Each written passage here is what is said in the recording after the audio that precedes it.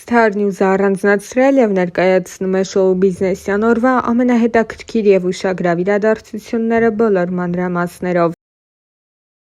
Դերասանուհի Անի Երանյանը նոր ֆոտոշարք էր հրապարակել։ Դերասանուհին այս շրջանում Հայաստանում է գտնվում։ Զարուհի Բաբայանն ու Սոֆի Դևոյանն էլ նոր լուսանկարով էին ներկայացել։ «Սիրեցի մեր» նկարը հրապարակմանը կից գրել էր պարուհին։ Յանա Դանիելյանը նոր լուսանկարներ էր հրապարակել։ Ավելի վաղ նա հայտնել էր, որ Սուրենից բաժանվելուց հետո նոր սիրելի ունի։ Մենչն էլ ցույց էր տվել, թե ինչ անակնկալ է ստացել մայրիկը ծննդյան օրվա առթիվ։ «Մայրիկիս նվեր իմ ընկերներից» հոլովակին կից գրել էր Մենչը։ Արաքսիա Մելիքյանն էլ նոր աշնանային ֆոտոշարքով էր հանդես եկել։ Լրիվ ուրիշ հմայք ունի աշնան արևը, մեղմ ու հաճելի։ Երբ շատ ընկճված ես լինում, կոտրված ու հիասթափված ու սիրելիդ գրկում է ոչ քո խնդրանքով, ասելով լինի ով ասես կգրկի, այլ զգալով, դու հասկանում ես, որ մենակ չես ես մեծ ու տարօրինակ աշխարհում։ Մեկ աշնան արևն է այդպես գրկում, մեկ էլ, գրել էր դերասանուհին։ Ըմբիշ Վազգեն Թևանյանն ու կինը պարզել էին առաջնեկի սեռը, զույգը դուստր է ունենալու։ Նազանի Հովհաննիսյանն էլ նոր լուսանկար էր հրապարակել ու գրել. ամենամեծ մեղքը հոգիս, կիսատ ապրելն էր, իրար կիսատ հասնելն ու կիսատ կռվելը, կես բաժան լինելն ու կես բաժին թողնելը, շարունակեմ, գրել էր նա։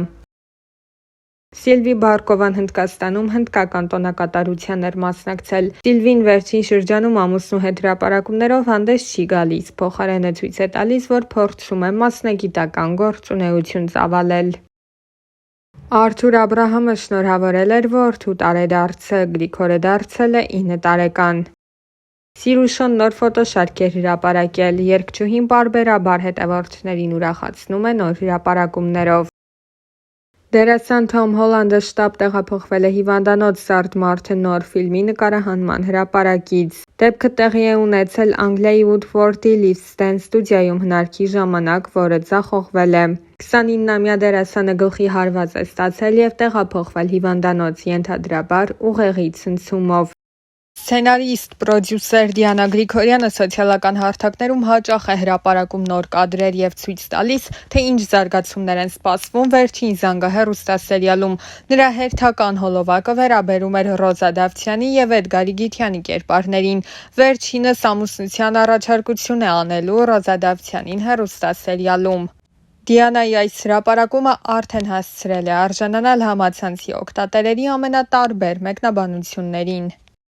Հոկտեմբերի 11 ես նշանադրվեցի։ Մեր պատմությունը տարբեր է ու բնավ նմանություն չունի քո իմացածներին։ Իմ անցած ճանապարհը շատ ավելի անհարթ է, քան դու կպատկերացնես, բայց ես անցնում եմ այդ ճանապարհը վեհորեն եւ անտրտունջ։ Այս կյանքում ինձ բաժին հասածը կորցնելու եւ գտնելու մասին ճանապարհներն են։ Իմ բոլոր գտածների հետևում կորուստներ են, բոլոր ձեռքբերումներիս հետևում անթիվան համար ձախողումներ, բոլոր ժպիտներիս հետևում հեկեկոցներ։ Կորուստներ կան, որոնք չեն փոխարինվում, չեն մոռացվում, չեն սպիանում եւ ի հակառակ նշվածներին խորը արմատներ գցելով օրերից մի օր անգամ ծիլ են տալիս։ Բայց գուցե փառատողը այն է, որ գտնվելիքների մեջ եզակիորեն, բայց գոնե լինում են դեպքեր, որ երջանկացնելու ձևը եւս չմոռացվողներից է դառնում։ Ես չեմ վախենա ասել, որ հորս կորցնելուց հետո քեզ գտնել է իմ կյանքում եղած, լինելիք եւ այժմյան եղածներից ամենից անգինն է։ Իմ փոթորկոտ կյանքին հանգստություն տվողն ես, իմ չբթացող ցավերի լուր կիսողն ես, իմ մենակ օրերի անփոխարինելի ընկերն ես, իմ հաջողություններից անմնացորդ երջանկանցող ու վշտիս մեջ հետս լացողն ես։ Գուցեև ուժեղ եմ ես, բայց դու ինձ դարձնում ես անպարտելի։ Հիմա ես իմ հետևում ունեմ անթիվ անհամար կորցրած եւ գտած ճանապարհներ եւ վերստին անդառնալի հավերժ փակված կողպեկված դռներ ու ունեմ քեզ եւ առավելապես քոնն եմ ես եւ քոնը լինելը սպիացնում է բոլոր խորեվերքերը, հարթեցնում է բոլոր սպիերը, լրացնում է բոլոր կեղտոտ բերանները, որովհետեւ քոնը լինելը աստվածային օրհնություն է եւ որքան ասելիք կա քոնը լինելու մեջ, ինչ լավ է, որ հենց քոնն եմ ես։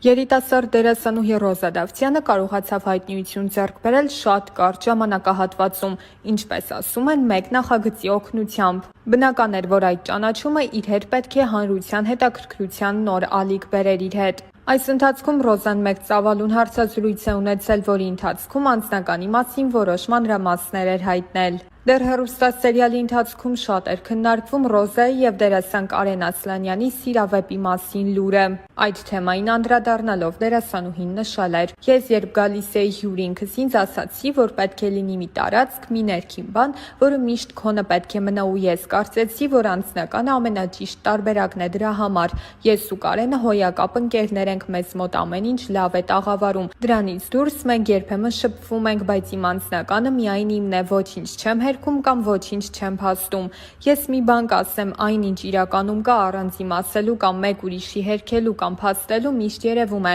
Թողնենք ժամանակի վրա ամեն բան ցույց կտա ճիշտը»։ Զրույցի ընթացքում Ռոզան նաև նշել էր, որ մինչ սերիալում նկարահանվելը զուգընկեր չի ունեցել, սակայն չի նշանակում, որ հիմա եւս չունի։ Ուրեմն իմ մոտ էլ հակառակ process-ն է, ես էլ չեմ ուզում նիհարեմ ճիշտն ասած, բայց քանի որ շաքարից, հյութերից, քաղցրից հրաժարվել եմ, այս վերջի շաբաթում երևի արդեն 4 կիլո նիհարել եմ, 4 կիլո նիհարել եմ։ Շատ վատ է, բայց եթե դուք ուզում եք նիհարեք, արդեն գիտեք ինչ պիտի անեք, մի քիչ վամքի ուժով։ Մի քանի տարի առաջ սկսում եմ, մի խոսքով, Instagram-ում կամ ընդհանրապես ապրում էի, պապիչներս քանդվել է, ասա ընկնել է։ Իրականում մտքից ծայրով չէր անցնի, որ հնարավոր է ինձ մի օր ամեն օր այս հարցը տան։ Եղեք ապշում եմ, ես այդքան մեծ չեմ, որ ամուսնանալու մասին դեռ մտածեմ, ըստիս, եթե կարելի է տենց մտածեմ, հա։ Չգիտեմ, ինչի եք ես հարցը այսքան տալիս ինձ։ Սա կարծում եմ հարցերից է, որը մի պատասխան իր մեջ չի ներառում, այլ շատ ու շատ պատասխաններ, որովհետև ինքնստինքյան արդեն ինդիվիդուալ հարց է ու հետևաբար ինդիվիդուալ եւ յուրով պատասխանա ակնկալում։ Տեսեք, եթե օրինակ ունեք